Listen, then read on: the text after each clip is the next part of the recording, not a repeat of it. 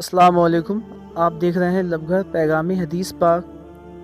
لاکھوں درود ان پر، میرے پیارے نبی صلی اللہ تعالیٰ علیہ وسلم پر اور ان کی آل پر۔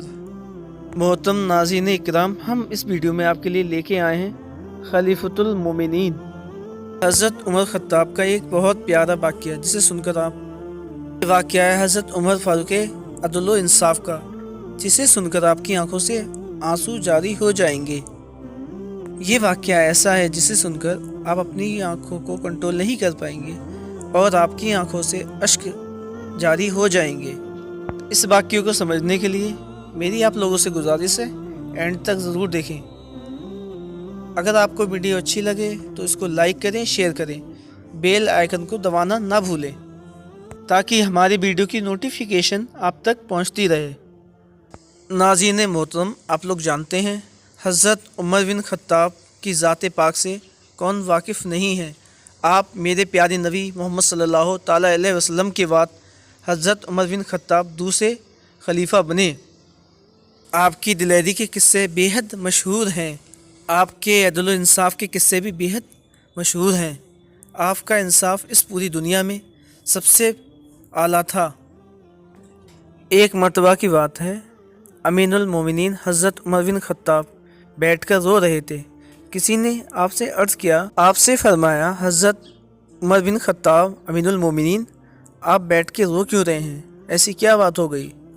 حضرت عمر نے اس شخص کی بات سن کر فرمایا، اے بندہ خدا، میں اس لیے رو رہا ہوں، فلاں پل کے نیچے سے بکریاں گزر رہی تھیں، پل کے اندر شکستگی تھی، پل ایک جگہ سے ٹوٹا ہوا تھا جس کی وجہ سے شکست میں آ کر ایک بکری کی ٹانگ ٹوٹ گئی ہے، تو میں ڈرتا ہوں میرا رب مجھ سے یہ نہ پوچھے کہ اے عمر، حضرت عمر، تم نے پل کی صحیح تعمیر کیوں نہیں کرائی، جس کی وجہ سے بکری کی ٹانگ کیوں ٹوٹ گئی۔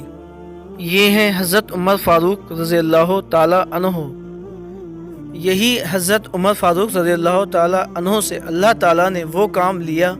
مختصر دور خلافت کے اندر، حضرت عمر کے دور خلافت کے اندر 10 سال 6 مہینے 4 دن حضرت عمر کا خلافت کا دور رہا۔ آپ کے دور میں آپ کا انصاف پوری دنیا میں مشہور تھا۔ آپ نے اتنے ہی ٹائم دور خلافت فرمائی ہے، لیکن کہاں سے چلے مکران بلوچستان کے حصے تک، یہاں تک آپ کی خلافت کی حدود بستی تھی۔ ادھر آرمینیا تک آپ کی خلافت پھیل چکی تھی۔ حمص بھی فتح کر لیا تھا۔ جنگ قاسیہ، جنگ یرموک، ناظر اکرام، یہ ایک ایسی عظیم فتح تھیں۔ رومن ایمپائر، پرشین ایمپائر، جو حضرت عمر رضی اللہ تعالیٰ عنہ کے دور خلافت میں ہی فتح ہوئی، اور اللہ تعالیٰ نے حضرت عمر فاروق رضی اللہ تعالیٰ عنہ کو توانائی، عدل و انصاف کی قوت جو اللہ تعالیٰ نے بخشی تھی۔ اللہ اکبر! زمین پر عدل کیا گیا ہو تو زمین بھی حکم مانتی ہے۔ حضرت عمر رضی اللہ تعالیٰ عنہ کی شان یہ تھی کہ آپ کا حکم ہوائیں بھی، زمین بھی، یہاں تک کہ دریا بھی آپ کا حکم مانتی تھی۔ ناظر اکرام، بڑا مشہور واقعہ ہے کہ مصر کے اندر یہ رسم واقع تھی۔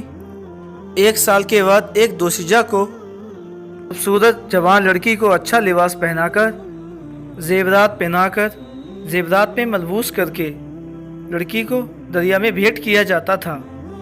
اس لڑکی کی قربانی دی جاتی تھی، اس کا خون بہتا دریا میں تو دریا چلتا۔ ایسی بد رسم وہاں پر مصر کے اندر تھی۔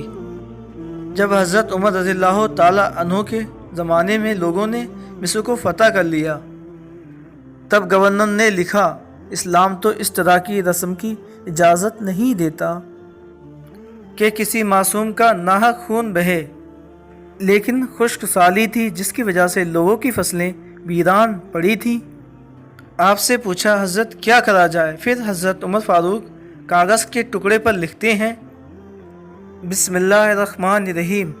مصر کے نیل کے جانب حضرت عمر کا خط، لکھتے ہیں، اے نیل، اے دریائے نیل، اگر تو اللہ کے حکم سے چلا کرتا ہے تو چل، ورنہ ہمیں تیرے چلنے کی کوئی حاجت نہیں، और कासिद से कहा, इस खत को ले जाओ और ले जाकर इसको दरियाए नील में डाल दो। वो कासिद जाकर खत को दरियाए नील में डाल देता है और पानी ऐसा आता है और ऐसा दरियाए नील चलता है। 14 सदियां गुजर गईं, आज तक दरियाए नील कभी बंद नहीं हुई। दरिया हजरत उमर का हुक्म मानती है, आग फूटती है। एक मर्तबा का जिक्र है कि लोग हजरत उमर के पास आए और कहने लगे, लावा फूट रहा है और मदीने की तरफ बढ़ रहा है, अब क्या किया जाए। हजरत उमर रज़ी अल्लाह ताला अन्हु ने अपनी कमीज़ उतारी, कमीज़ लेकर चले जाओ, जिधर आग बढ़ रही है उस तरफ ये कमीज़ डाल देना, आग अपने आप पीछे हो जाएगी। जलजला आता है तो दुला मारते हैं, ज़मीन से कहते हैं रुक जा, क्या हजरत उमर ने तेरी छाती पर अदल इंसाफ नहीं किया है। सुबहान अल्लाह, ये हजरत उमर हैं जिनके इंसाफ की वजह से, जिनके अदल की वजह से रहमत का नुज़ूल होता था, अल्लाह ताला की रहमत और बरकत का नुज़ूल होता था। अल्लाह ताला ने मुसलमानों को वो हुकूमत अता की हज़रत उमर के दौर में। आज तक कायनात में किसी ने ऐसी हुकूमत नहीं देखी जो हुकूमत हज़रत उमर रज़ी अल्लाह ताला अन्हु ने की है। फरमाया, फरात के किनारे एक कुत्ता भी प्यासा मर गया, उसका हिसाब भी हज़रत उमर से होगा। बाहर से एक सफ़ीर मदीना शरीफ में आता है और फरमाता है मुझे मुसलमानों के अमीनुल मोमिनीन के महल में जाना है। वो मुसलमान मुस्कुराकर कहते हैं, हमारे खलीफा अमीनुल मोमिनीन का कोई महल नहीं है। वो सफ़ीर पूछने लगा, कहाँ है आपके अमीर, कहाँ है आपके खलीफा। कहने लगे, मस्जिद नबवी में होंगे या बैतुल माल के ऊँटों की देखभाल में लगे होंगे। वो जब गए मस्जिद में भी नहीं है, ऊँटों की देखभाल में भी नहीं है। फिर क्या देखते हैं, हज़रत उमर फ़ारूक रज़ी अल्लाह ताला अन्हु जन्नतुल बकी के पास दरख्त के नीचे एक ईंट का सरहाना लेकर सो रहे हैं। अल्लाह अल्लाह, वक्त के खलीफा हज़रत उमर फ़ारूक रज़ी अल्लाह ताला अन्हु एक दरख्त के नीचे ईंट का सरहाना लेकर सो रहे हैं। उस सफ़ी ने जैसे ही देखा तो फरमाया, या अमीनुल मोमिनीन, फरमाया आपने अदल किया है तो आपको कच्ची ईंट पर भी नींद आ गई। हमारे हुक्मरान हैं दूसरी तरफ जिन्होंने इंसाफ नहीं किया, लेकिन वो बंद कमरों में ऐशो आराम में भी सुकून की नींद नहीं सो सकते। नाज़रीन इकराम, हज़रत उमर रज़ी अल्लाह ताला अन्हु ही वो शख्सियत हैं। आप दिन में लोगों की देखभाली किया करते, लोगों की ज़रूरत पूरा किया करते, लोगों की परेशानियाँ सुना करते, और जब रात होती लोग सो जाते तो हज़रत उमर फ़ारूक मदीने की गलियों में पहरा भी दिया करते थे। क्या आपने कोई ऐसा अदल और इंसाफ वाला, क्या कायनात ने कभी कोई ऐसा हुक्मरान देखा होगा।